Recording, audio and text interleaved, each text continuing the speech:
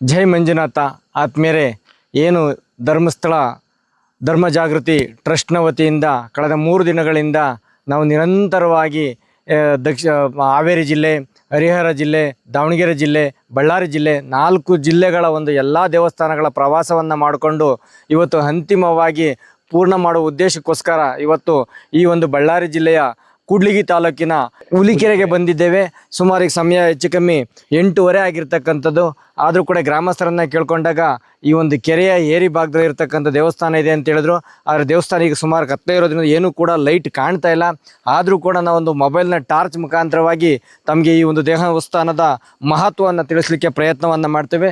ಬನ್ನಿ ನೋಡೋಣ. ನೋಡಿ ಆತ್ಮೀಯರೇ, ಎಂತಹ ಒಂದು ದುಸ್ಥಿತಿ ಅಂತ ಅಂದರೆ ಇವತ್ತು ಧರ್ಮ ಉಳಿಸ್ತಕ್ಕಂಥದ್ದೇ ಒಂದು ದೊಡ್ಡ ಕಷ್ಟದ ಸ್ಥಿತಿ ಇದೆ. ಹಾಗಾಗಿ ಧರ್ಮಸ್ಥಳದಲ್ಲಿ ಇವತ್ತು ಬಳ್ಳಾರಿ ಜಿಲ್ಲೆ ಕೂಡ್ಲಿಗಿಯಲ್ಲಿ ಇರ್ತಕ್ಕಂಥದ್ದು, ಇಲ್ಲಿ ಬಂದಿರತಕ್ಕಂಥ ಈ ಒಂದು ದೇವಸ್ಥಾನದ ಅವ್ಯವಸ್ಥೆಯನ್ನು ನೋಡಿದ್ರೆ ಯಾತಕ್ಕಾದ್ರೂ ದೇವಸ್ಥಾನಗಳನ್ನು ಜೀರ್ಣೋದ್ಧಾರ ಮಾಡಬೇಕು ಅಂತಕ್ಕಂಥದ್ದು ದೊಡ್ಡ ಪ್ರಶ್ನೆ ಆಗ್ತದೆ.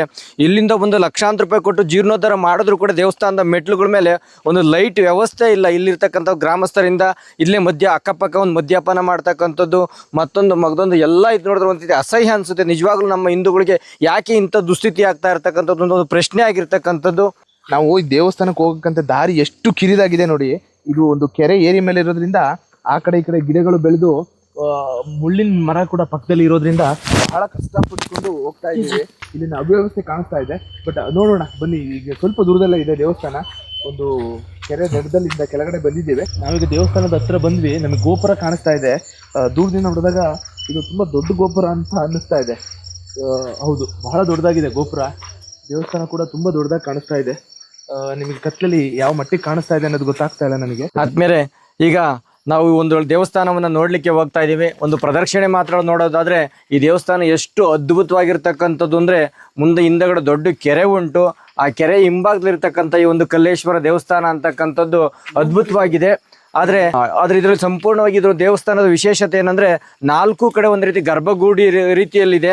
ಎಷ್ಟು ಪ್ರದಕ್ಷಿಣೆ ಆಗ್ತಾ ಇದ್ರು ಕೂಡ ಒಂದು ಪ್ರದಕ್ಷಿಣೆ ಹಾಕ್ಲೇಬೇಕು ಅನಿಸ್ತಾ ಇರ್ತಕ್ಕಂಥದ್ದು. ನಮ್ಮ ಕಡೆ ಎಲ್ಲ ದೇವಸ್ಥಾನಗಳು ಕೇವಲ ಒಂದು ಗರ್ಭಗುಡಿ ಇರ್ತದೆ, ಉಳಿದಿದ್ದ ಹಾಲ್ ಇರ್ತದೆ.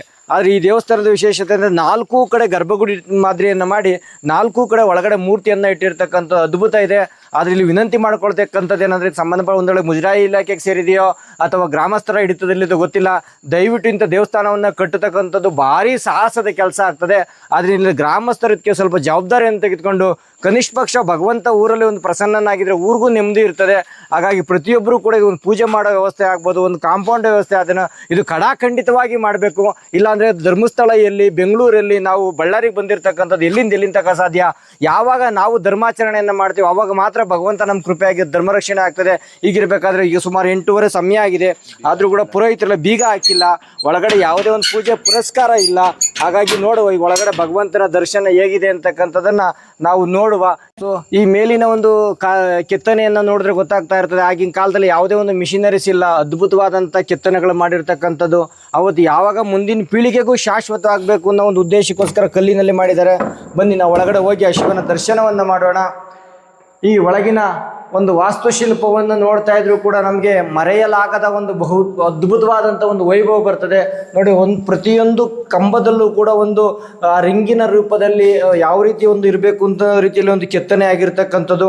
ಈಗಿನ ಸುಮಾರು 3-4 ಜಿಲ್ಲೆಗಳಲ್ಲಿ ನಾವು ಒಂದು ದರ್ಶನ ಮಾಡಿದ ಪ್ರಕಾರ ಪ್ರತಿಯೊಂದು ದೇವಸ್ಥಾನದ ಇದೇ ಥರ ಯೂನಿಫಾರ್ಮ್ ಆಗಿ ಎಲ್ಲ ಒಂದು ಕಂಬಗಳನ್ನು ಕೆತ್ತುವಂಥ ಕೆಲಸ ಆಗಿರ್ತಕ್ಕಂಥದ್ದು, ಒಂದು ಅದ್ಭುತ ಇರತಕ್ಕಂಥದ್ದು. ಈಗ ನಾವು ದೇವರ ಪ್ರಮುಖ ಮೂರ್ತಿ ಆಗಿರ್ತಕ್ಕಂಥ ದೇವರನ್ನು ನೋಡೋಣ. ಅದ್ರ ಮುಂದಗಡೆ ಪ್ರತಿಯೊಂದು ದೇವಸ್ಥಾನದ ಮುಂಭಾಗದಲ್ಲಿ ಶಿವನ ಮುಂದಗಡೆ ವಾಹನವಾಗಿ ನಂದಿ ಕೂತಿರ್ತಾನೆ. ನಂದಿಗೆ ನಮ್ಮ ಮನೋಕಾಮನೆಗಳನ್ನು ಹೇಳಿದಾಗ ನಂದಿಯ ಮುಖಾಂತರ ಶಿವನಿಗೆ ತಲುಪ್ತದೆ ಅಂತಕ್ಕಂಥದ್ದು ನಮ್ಮ ಶಾಸ್ತ್ರ ಸಂಪ್ರದಾಯ. ಆದರೆ ಈ ಒಂದು ದೇವಸ್ಥಾನದಲ್ಲೂ ಕೂಡ ಅಷ್ಟು ಮೂರ್ತಿಗಳಿಗೆ ಒಂದು ಚೈತನ್ಯ ರೂಪದಲ್ಲಿ ಬರುವಲ್ಲಿ ಪೂಜೆ ಪುರಸ್ಕಾರ ಯಾವುದೂ ನಡೀತಾ ಇಲ್ಲ. ಹಾಗಾಗಿ ಮುಂದಿನ ದಿನಗಳಲ್ಲಾದರೂ ಕೂಡ ಮಾಡುವಂಥ ಪ್ರಯತ್ನ ಮಾಡಬೇಕು. ನೋಡಿ, ಇದು ಎಂದು ಋಷಿಮುನಿಗಳು, ತಪಸ್ವಿಗಳು, ಸಂತರುಗಳು ಎಷ್ಟೋ ವರ್ಷ ತಪಸ್ಸನ್ನು ಮಾಡಿ ಲಿಂಗಗಳನ್ನು ಸ್ಥಾಪನೆ ಮಾಡ್ತಾರೆ. ಇದು ಒಂದು ರೀತಿ ಕೆಳಗಿನ ಒಂದು ಪೀಠವು ಕೂಡ ಒಂದು ವಿಶೇಷ ರೀತಿಯಲ್ಲಿ ಇರ್ತಕ್ಕಂಥದ್ದು, ಒಂದು ಅದ್ಭುತ ಇರ್ತಕ್ಕಂಥದ್ದು. ಮೇಗಡೆ ಲಿಂಗ ಒಂದು ರೀತಿ ಒಂದು ಕಾಳಾಸ್ತಿ ಲಿಂಗ ಥರ ಒಂದು ಸಾತ್ವಿಕ ಲಿಂಗ ಇರ್ತಕ್ಕಂಥದ್ದನ್ನು ಕೂಡ ನಾವು ನೋಡ್ತಾ ಇದ್ದೀವಿ. ಆದರೆ ಯಾವುದೇ ರೀತಿಯಾದಂಥ ಪೂಜೆ ಇಲ್ಲ. ಒಂದು ಯಾರೊಬ್ಬರು ಅರ್ಚಕರು ಬಂದು ಮೋಸ್ಟ್ಲಿ ವಿಭೂತಿ ಇಟ್ಟು ಹೋಗಿದ್ದಾರೆ ಹಾಗೆ ಕಾಣ್ತಾ ಇದೆ. ಅದರಿಂದ ದಯವಿಟ್ಟು ಗ್ರಾಮಸ್ಥರು ಈ ಒಂದು ದೇವಸ್ಥಾನಕ್ಕೆ ಹೇಗೆ ನಮ್ಮ ಮನೆಯ ಕೆಲಸ ಕಾರ್ಯ ಅಂತ ಜವಾಬ್ದಾರಿ ತಗೊಳ್ತೀವಿ. ಹಾಗೆ ಯಾರಾದರೂ ಕೂಡ ಇದ್ರ ನೇತೃತ್ವವನ್ನು ತೆಗೆದುಕೊಂಡು ಇದಕ್ಕೆ ಪೂಜೆ ಪುರಸ್ಕಾರವನ್ನು ವ್ಯವಸ್ಥೆ ಮಾಡಬೇಕು ಅಂತ ಈ ಸಂದರ್ಭದಲ್ಲಿ ನಾವು ಕೇಳ್ತಾ ಇದ್ದೇವೆ. ಇಲ್ಲಿ ಯಾರು ಇಲ್ಲರೂ ಕೂಡ ಒಂದು ಸೋಲಾರ್ ಲೈಟ್ ಅನ್ನು ಅಳವಡಿಸಿ ಒಳಗಡೆ ಬೆಳಕು ಬರೋ ರೀತಿ ಮಾಡಿದ್ದಾರೆ.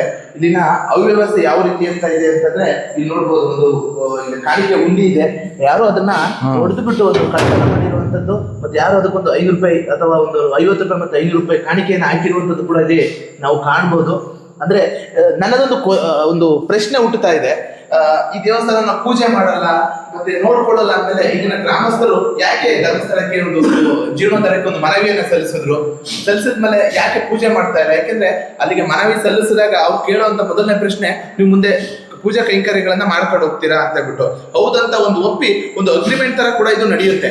ಅಂದ್ರೆ ನಾವು ಈ ತರ ಎಲ್ಲ ಮಾಡ್ತೀವಿ ನಾವು ಗ್ರಾಮಸ್ಥರು ಅಂತ ಹೇಳ್ಬಿಟ್ಟು. ಆದ್ರೆ ಇಲ್ಲಿ ಶಿಲಾಶಾಸನ ಕೂಡ ಸಿಗ್ತಾ ಇಲ್ಲ. ಅಲ್ಲಿದೆ ನೋಡಿ ಈ ಕಡೆ ಇದೆ ಶಿಲಾಶಾಸನ, ಇಲ್ಲಿದೆ ಕಿತ್ತು ಒಂದು ಸೈಡ್ ಇಟ್ಟಿರುವಂತದ್ದು ನಡೀತಾ ಇದೆ. ಇಲ್ಲಿ 2007ರಲ್ಲಿ ಇದು ಆಗಿದೆ. ಸರಿಸುಮಾರು ಆಗಿನ ಕಾಲಕ್ಕೆ 8 ಲಕ್ಷ ರೂಪಾಯಿ ವೆಚ್ಚವನ್ನ ಮಾಡಿದ್ದಾರೆ. ಅಂದ್ರೆ 2007ರಲ್ಲಿ 8 ಲಕ್ಷ ಅಂತಂದ್ರೆ ಅದು ದೊಡ್ಡ ಅಮೌಂಟೇ ಆಗಿರುತ್ತೆ. ಇದಕ್ಕೆ ಸ್ವಲ್ಪ ಅಮೌಂಟ್ ಅನ್ನ ಗ್ರಾಮಸ್ಥರು ಕೂಡ ಕೊಟ್ಟಿರ್ತಾರೆ. ಇಲ್ಲಿನ ಗ್ರಾಮಸ್ಥರಲ್ಲಿ ಒಂದು ವಿನಂತಿಯನ್ನ ಮಾಡ್ಕೊಳ್ತೇನೆ, ದಯವಿಟ್ಟು ಅಟ್ಲೀಸ್ಟ್ ಒಂದು ಬೀಗ ಹಾಕಿ ಅಥವಾ ಸೋಮವಾರ ಶಿವನಿಗೆ ಒಂದು ಪ್ರಿಯವಾದ ದಿನ ಒಂದು ಸೋಮವಾರನಾದ್ರೂ ಒಂದು ಪೂಜೆ ಕೈಂಕರ್ಯಗಳು ನಡೀಲಿ. ಹಾಗೆ ಸುತ್ತ ಒಂದು ಕಾಂಪೌಂಡ್ ವ್ಯವಸ್ಥೆ ಆಗಲಿ. ಸರ್ಕಾರ ಬೇರೆ ದೇವಸ್ಥಾನಗಳಲ್ಲಿ ಕೋಟ್ಯಾಂತರ ರೂಪಾಯಿ ದುಡ್ಡನ್ನ ಮಾಡುತ್ತೆ. ಇಂತಹ ಒಂದು ದೇವಸ್ಥಾನಗಳಿಗೆ ಅನುದಾನ ಕೊಟ್ಟು ಪೂಜಾ ಕೈಂಕರ್ಯಗಳು ಇಲ್ಲಿ ನಡೀಲಿ ಅಂತ ಕೇಳ್ಕೊಳ್ತೀನಿ. ನಾವಿಂದು ಈ ಪ್ರದಕ್ಷಿಣೆ ಆಗ್ತಾ ಇದ್ದಾಗ ನಮಗೆ ಗೊತ್ತಾಯ್ತು ಇದು ತ್ರಿಕುಟಾಚಲ, ಅಂದ್ರೆ 3 ಗೋಪುರ 3 ದೇವರೇನಿದೆ ಒಳಗಡೆಯಿಂದ ನಾವು ನೋಡಿದ್ವಿ. ಈ ಸುತ್ತಮುತ್ತ ಇಲ್ಲಿ ಕಾಣ್ಬೋದು ಒಂದು ಕುಡುಕರ ಹಾವಳಿ ಇಲ್ಲಿ ತುಂಬಾ ಇದೆ. ಅಂದ್ರೆ ಇದು ಒಂದು ಕುಡುಕರಿಗೆ ಒಂದು ಚೆನ್ನಾಗಿದೆ, ಯಾರು ಇಲ್ಲಿ ಬರಲ್ಲ, ಬಂದು ಕುಡ್ಕೊಂಡು ತಿನ್ಕೊಂಡು ಹೋಗ್ತಾರೆ. ಇಲ್ಲಿ ನೀವು ನೋಡ್ತಾ ಇದ್ದೀರಾ ಎಷ್ಟು ಬಾಟ್ಲಿಗಳನ್ನ ಮತ್ತೆ ಬೇರೆ ಬೇರೆ ಇದುಗಳನ್ನ ಹಾಕಿದ್ದಾರೆ. ಅವ್ರಿಗೆ ಇಲ್ಲಿ ದೇವ್ರ ಪೂಜೆ ಇಲ್ಲ ಅಂದಾಗ ಭಕ್ತಿ ಬರಲ್ಲ ಅವರಿಗೆ, ಅಥವಾ ಭಯ ಕೂಡ ಇರಲ್ಲ. ಮತ್ತೆ ಬೇರೆ ಧರ್ಮದವರು ಅವರು ಇವರು ಎಲ್ಲ ಬರೋದಂತಾಗುತ್ತೆ. ನೋಡಿ ಇಲ್ಲಿ ಮರ ಗಿಡಗಳೆಲ್ಲ ಎಷ್ಟು ಬೆಳ್ಕೊಂಡಿದೆ. ಇನ್ನು ಸ್ವಲ್ಪ ದಿನ ಬಿಟ್ರೆ ಇದು ದೇವಸ್ಥಾನದ ಮೇಲೇನು ಹೋಗುವಂತ ಒಂದು ಲಕ್ಷಣಗಳು ಕಾಣಿಸ್ತಾ ಇದೆ ಇಲ್ಲಿ ನಮಗೆ. ಈ ದೇವಸ್ಥಾನ ನೋಡಿದ್ಮೇಲೆ ನನಗನ್ಸಿದ್ದು, ಸಾಧ್ಯವಾದ್ರೆ ಇಲ್ಲಿನ ಒಂದು ಗ್ರಾಮಸ್ಥರು ಸಿಕ್ಕಿದ್ದಾರೆ, ಅವ್ರ ನಂಬರ್ ಕೂಡ ನಾವು ತಗೊಂಡಿದ್ದೀವಿ. ಇಲ್ಲಿನ ಯುವಕರು ಮತ್ತೆ ಇಲ್ಲಿನ ಗ್ರಾಮಸ್ಥರನ್ನ ಮಾತಾಡಿಸಿ ಒಂದು ಪೂಜಾ ಕೈಂಕರ್ಯಗಳು ಮುಂದುವರೆ ರೀತಿಯಲ್ಲಿ ಹೇಗೆ ಮಾಡ್ಬೋದು, ಟ್ರಸ್ಟ್ ಹೇಗಿದೆ ಅದನ್ನೆಲ್ಲ, ಅಂದ್ರೆ ಆಲ್ರೆಡಿ ಒಂದು ಟ್ರಸ್ಟ್ ಆದ್ರೇನೆ ದೇವಸ್ಥಾನವನ್ನು ಮರುನಿರ್ಮಾಣವನ್ನ ಮಾಡುತ್ತಾರೆ ಧರ್ಮಸ್ಥಳದವರು. ಈಗ ಟ್ರಸ್ಟ್ ನಡೀತಾ ಇದೆಯಾ ಅಥವಾ ದುಡ್ಡಿಲ್ವಾ? ಎಲ್ಲರ ಹತ್ರ ದುಡ್ಡಿದೆ, ಅಂದ್ರೆ ದೇವರಿಗೆ ಕೊಡುವಂತ ಸಮಯ ಇಲ್ಲ. ಅದನ್ನು ಮುಂದಿನ ದಿನಗಳಲ್ಲಿ ಅಟ್ಲೀಸ್ಟ್ ನಾವು ನಮ್ಮ ಈ ಕಾರ್ಯಕ್ಕೆ ಇನ್ನು ಬೆಂಬಲವಾಗಿ ನಾವು ಈ ಕಾರ್ಯವನ್ನು ಕೈಗೊಳ್ತೀವಿ ಅಂತ ಕೇಳ್ತೀವಿ. ನಮ್ಮ ನಾರಾಯಣವರು ಇದನ್ನ ಒಂದೆರಡು ಮಾತಾಡ್ಬೇಕು ಇದ್ರ ಬಗ್ಗೆ. ಹರಿ ಓಂ, ನಮಸ್ಕಾರ ಆದ್ಮೇಲೆ ಸುಮಾರು 3 ದಿನಗಳಿಂದ ಪ್ರತಿಯೊಂದು 3-4 ಜಿಲ್ಲೆಗಳಲ್ಲಿ ಒಂದೊಂದು ದೇವಸ್ಥಾನದ ವಿಸ್ಮಯವನ್ನು ನೋಡುವಂಥ ನಮಗೆ ಒಂದು ಅದೃಷ್ಟ ಸಿಕ್ತು. ಅಂದರೆ ಪ್ರದರ್ಶನ ಮಾಡತಕ್ಕಂಥದ್ದಾಗ್ಬೋದು, ದರ್ಶನ ಮಾಡ್ತಕ್ಕಂಥದ್ದು, ಆ ದೇವರ ವಿಶೇಷವಾದಂಥ 700-800 ವರ್ಷಗಳ ಹಿಂದಗಡೆ ಆ ಒಂದು ಸಂತ ಮಹಾತ್ಮರು ಚೈತನ್ಯ ಕೊಟ್ಟು ನಿರ್ಮಾಣವಾಗಿರ್ತಕ್ಕಂಥ ದೇವಸ್ಥಾನಗಳನ್ನು ಯಾವ ರೀತಿ ರಕ್ಷಣೆ ಮಾಡಬೇಕು ಅಂತಕ್ಕಂಥದ್ದು ವಿಭಿನ್ನವಾದಂಥ ಒಂದು ರಹಸ್ಯಮಯವಾದಂಥ ದೇವಸ್ಥಾನಗಳ ದರ್ಶನ ಸಿಕ್ತು. ಹಾಗಾಗಿ ಕೆಲವು ದೇವಸ್ಥಾನಗಳಂತೂ ಅದ್ಭುತವಾಗಿ ನಾವು ಅದು ಸಂಪೂರ್ಣ ವ್ಯವಸ್ಥೆಯಾಗಿ ಪ್ರತಿಯೊಬ್ಬರು ಕೂಡ ದೇವಸ್ಥಾನಕ್ಕೆ ಬಂದರೆ ಕುಂತ್ಕೊಂಡು ನಾವು ಆನಂದವನ್ನು ಅನುಭವಿಸ್ಬೇಕು ಅನ್ನೋ ರೀತಿಯಲ್ಲಿ ಕೆಲವೊಂದು ಸಮಿತಿಗಳು ಕೆಲವೊಂದು ದೇವಸ್ಥಾನಗಳು ಇಟ್ಕೊಂಡಿದ್ದು ನೋಡಿದ್ವು. ಕೆಲವೊಂದು ದೇವಸ್ಥಾನಗಳಂತೂ ಆ ಬಾಗಿಲನ್ನೇ ತೆಗೆಯದ ರೀತಿಯಲ್ಲಿ ನೋಡಿದ್ವು. ಕೆಲವು ದೇವಸ್ಥಾನಗಳಿಗಂತೂ ಪೂಜೆ ಪುರಸ್ಕಾರ ಇಲ್ಲದೆ ಸ್ಥಿತಿ, ಅಂದರೆ ಎಲ್ಲ ರೀತಿಯ ಒಂದು ಸ್ಥಿತಿಯನ್ನು ನೋಡಿದ್ದೇವೆ. ಆದರೆ ಹೇಗೆ ಕೆಲವು ದೇವಸ್ಥಾನಗಳು ನಿಜವಾಗಲೂ ಆ ಧರ್ಮಸ್ಥಳದಿಂದ ತನ್ನ ದಾನಿಗಳು ಕೊಟ್ಟಂಥ ಧನವನ್ನು ದೇವಸ್ಥಾನ ಜೀರ್ಣೋದ್ಧಾರಕ್ಕೆ ಅರ್ಪಿಸಿ ಮಾಡಿದ ಒಂದು ಶ್ರಮಕ್ಕೋಸ್ಕರ ಆದರೂ ಕೂಡ ಇನ್ನು ಮುಂದೆ ಈ ಒಂದು ಧರ್ಮಸ್ಥಳ ದೇವಸ್ಥಾನ ಟ್ರಸ್ಟ್ನ ವತಿಯಿಂದ ಜೀರ್ಣೋದ್ಧಾರ ಆಗಿರ್ತಕ್ಕಂಥ ಪ್ರತಿಯೊಂದು ದೇವಸ್ಥಾನಗಳು ಕೂಡ ಪೂಜಾ ಕೈಂಕರ್ಯವನ್ನು ನಡೆಯುವಂಥ ವ್ಯವಸ್ಥೆ ಆಗಬೇಕು. ಯಾರ್ಯಾರು ಈ ವಿಡಿಯೋಗಳನ್ನು ನೋಡ್ತಿರೋ ಧರ್ಮೋ ರಕ್ಷಿತೋ ರಕ್ಷಿತಃ ಅಂತ ಹೇಳಿ ರೀತಿಯೊಳಗೆ ಹೆಂಗೆ ಮನುಷ್ಯನಲ್ಲಿ ಪ್ರಾಣ ಇದ್ದರೆ ಮಾತ್ರನೇ ದೇಹ ಇರ್ತದೆ, ಹಾಗೆ ದೇಶದಲ್ಲಿ ಧರ್ಮ ಮತ್ತು ಧರ್ಮ ಕಾರ್ಯ ಇದ್ದಾಗ ಮಾತ್ರ ದೇಶ ಸುಭಿಕ್ಷವಾಗಿರಲಿಕ್ಕೆ ಕಾರಣಕರ್ತರಾಗ್ತದೆ. ಹಾಗಾಗಿ ಹಿಂದೆ ಪೂರ್ವಜರು ಕೊಟ್ಟಂಥ ಒಂದು ಆಧ್ಯಾತ್ಮಿಕ ಬಲ, ಧಾರ್ಮಿಕ ಬಲದಿಂದ ಇವತ್ತು ವರ್ತಮಾನ ಕಾಲದಲ್ಲಿ ನಮ್ಮ ಜೀವನ ಚೆನ್ನಾಗಿದೆ.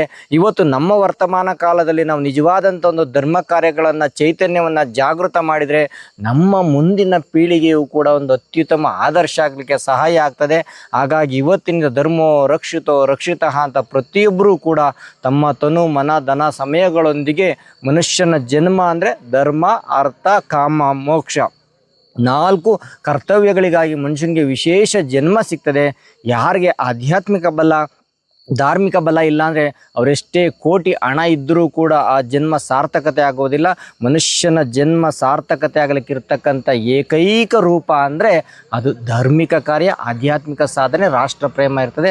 ಹಾಗೆ ಪ್ರತಿಯೊಬ್ಬರೂ ಕೂಡ ಹೆಂಗೆ ಅವತ್ತು ಪಾಂಡವರು ತನ್ನ ಧರ್ಮವನ್ನು ಉಳಿಸಿದ್ರೋ, ಹೇಗೆ ಅವತ್ತು ಮಾವಳಿಗಳು ತನ್ನ ಧರ್ಮವನ್ನು ಉಳಿಸಿದ್ರೋ, ಹೇಗೆ ವಾನರರು ಅವತ್ತು ಧರ್ಮವನ್ನು ಉಳಿಸಿದ್ರೋ, ಅದೇ ರೀತಿ ಇವತ್ತು ಕೂಡ ವರ್ತಮಾನ ಕಾಲದ ಭಾರತ ಮಾತೆ, ಜಗತ್ತಿನಲ್ಲಿರ್ತಕ್ಕಂಥ ಏಕೈಕ ಹಿಂದೂ ರಾಷ್ಟ್ರ ಆಗಿರ್ತಕ್ಕಂಥ ಭಾರತದ ಸಂಸ್ಕೃತಿಯನ್ನು ಉಳಿಸ್ತಕ್ಕಂಥದ್ದು ನಮ್ಮೆಲ್ಲರ ಜವಾಬ್ದಾರಿ ಆಗಿದೆ.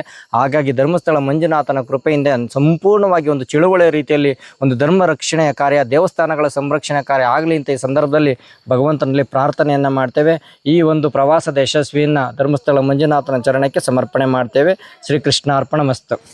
ನಾನು ನಿಮಗೊಂದು ಧನ್ಯವಾದ ಹೇಳ್ತೀನಿ ಅಣ್ಣ. ತುಂಬಾ ದಿನದಿಂದ ಬರ್ತೀನಿ ಅಂತ ಅವರೇ ಆಗಿ ಕೇಳ್ಕೊಂಡಿದ್ರು, ನಾನು ಕರೆದಿದ್ದೆ, ಸಮಯ ಒದಗಿ ಬಂದಿರಲಿಲ್ಲ. ಕೊನೆಗೂ ಕೂಡ ನಮ್ಮ ಜೊತೆ ಒಂದು 3 ದೇವಸ್ಥಾನಗಳಿಗೆ ನಮಗೆ ಕಾಲಾವಕಾಶನ ಕೊಟ್ಟು ನಮಗೆ ತುಂಬ ಗೈಡ್ಲೈನ್ಸನ್ನು ನೀಡಿದ್ದಾರೆ. ಹೇಗೆ ಮಾಡಬೇಕು, ಏನು, ಹೇಗೆ ಮಾತಾಡಬೇಕು ಅನ್ನೋದು ತುಂಬ ಕಲ್ತ್ಕೊಂಡಿದ್ದೀನಿ ನಿಮ್ಮಿಂದ ಲಾಸ್ಟ್ 3 ದಿನದಿಂದ. ತುಂಬ ಧನ್ಯವಾದ. ಹಾಗೆಯೇ ವಿಡಿಯೋನ ಯಾರ್ಯಾರು ನೋಡ್ತಾ ಇದ್ದೀರಾ ಶೇರ್ ಮಾಡಿ. ಎಲ್ಲಿ ದೇವಸ್ಥಾನಗಳು ಚೆನ್ನಾಗಿದೆ ಅಲ್ಲಿಗೆ ಹೋಗಿ, ಎಲ್ಲಿ ದೇವಸ್ಥಾನಗಳು ಪೂಜೆ ಆಗ್ತಾ ಇಲ್ಲ ನಾವು ಇದನ್ನು ಆಲ್ರೆಡಿ ವಿಡಿಯೋದಲ್ಲಿ ತೋರಿಸಿದ್ದೇವೆ. ಪೂಜಾ ಕೈಂಕರ್ಯಗಳು ಮುಂದಿನ ದಿನಗಳಲ್ಲಿ ನಡೀಲಿ ಅಂತ ಹೇಳ್ತಾ ಇದ್ದೇವೆ. ನಿಮ್ಮ ಅಭಿಪ್ರಾಯವನ್ನು ಕಮೆಂಟ್ ಮುಖಾಂತರ ತಿಳಿಸಿ. ಧನ್ಯವಾದ.